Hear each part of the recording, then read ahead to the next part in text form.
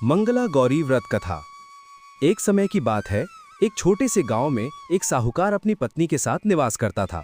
साहूकार धनवान था और उसके घर में किसी भी प्रकार की कोई कमी नहीं थी।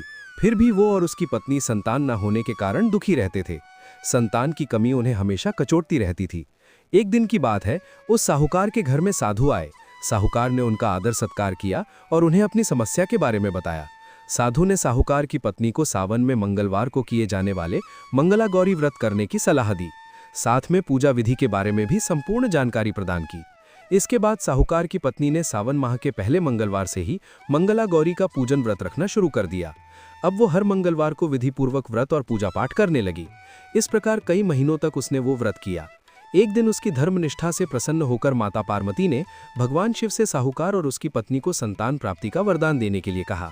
साहूकार को उस रात स्वप्न में एक दिव्य शक्ति ने दर्शन देकर कहा कि एक आम के पेड़ के नीचे भगवान गणेश की मूर्ति विराजमान है। तुम उस आम के पेड़ से आम तोड़कर अपनी पत्नी को खिला देना, इससे तुम्हें संतान की प्राप्ति का सुख मिलेगा। साहूकार ने अगले दिन सुबह उठकर अपनी पत्नी को इस सपने के बारे में बताया और वो उस आम के पेड़ को ढूंढने निकल पड़ा। काफी समय तक ढूंढने के बाद आखिरकार साहूकार को वो आम का पेड़ मिला जहां भगवान गणेश की मूर्ति विराजमान थी। उसने आम तोड़ने के लिए उस पेड़ पर पत्थर मारना शुरू कर दिया। पत्थर फेंकने से एक आम तो टूटकर नीचे गिर गया, लेकिन गलती से एक पत्थर जाकर भगवान गणेश की प्रतिमा को लग गया। इससे भगवान गणेश क्रोधित हो गए और उन्होंने प्रकट होकर उस साहूकार को श्राप देते हुए कहा कि हे स्वार्थी मनुष्य, तूने अपने स्वार्थ के कारण मुझे चोट पहुंचाई है। तुझे मां पार्वती की कृपा से संतान की प्राप्ति तो होगी, लेकिन उसकी मृत्यु 21 वर्ष की आयु में ही हो जाएगी। ये सुनकर साहूकार बहुत घबरा गया और वो वापस घर चला गया। उसने वो फल अपनी पत्नी को खिला दिया और किसी को भी इस घटना के बारे में नहीं बताया। कुछ समय पश्चात भगवान शिव और माता पार्वती के आशीर्वाद से साहूकार और उसकी पत्नी को पुत्र की प्राप्ति हुई।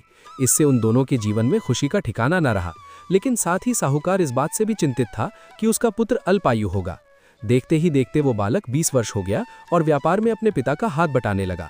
एक दिन घर लौटते समय साहूकार पेड़ की छांव में तालाब किनारे बैठकर अपने पुत्र के साथ भोजन करने लगा। तभी वहां कमला और मंगला नामक 2 कन्याएं कपड़े धोने के लिए आईं और कपड़े धोते हुए आपस में बात करने लगी। कमला ने मंगला से कहा कि मैंने इस सावन मास में प्रत्येक मंगलवार को मंगला गौरी व्रत रखने का निश्चय किया है। तुम भी मां पार्वती को समर्पित ये व्रत अवश्य करना। इससे माता पार्वती प्रसन्न होती है और आप पर उनकी कृपा दृष्टि बनी रहती है। इसे करने से मनोवांछित वर और अखंड सौभाग्य की प्राप्ति भी होती है। कमला की बात सुनकर मंगला भी इस व्रत को करने के लिए तैयार हो गई।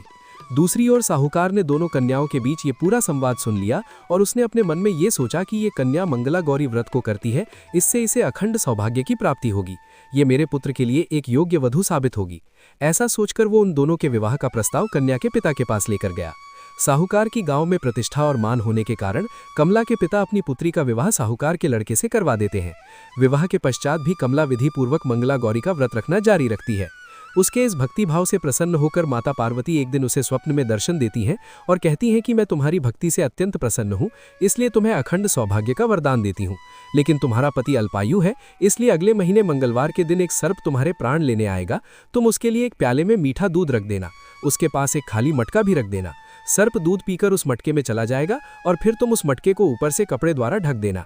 अगले मंगलवार को कमला ने माता पार्वती की बात मानकर एक प्याले में मीठा दूध रख दिया और पास में एक मटकी भी रख दी। सर्प ने आकर दूध पिया और मटकी में जाकर बैठ गया। कमला ने उस मटकी पर कपड़ा बांधकर उसे जंगल में रख दिया। माता पार्वती की कृपा से कमला के पति के प्राण बच गए। इस प्रकार मंगला गौरी व्रत के पुण्य फल से साहूकार का पुत्र श्राप मुक्त हो गया। जब कमला ने घर में सबको इस चमत्कार के बारे में बताया तो सभी आश्चर्यचकित रह गए।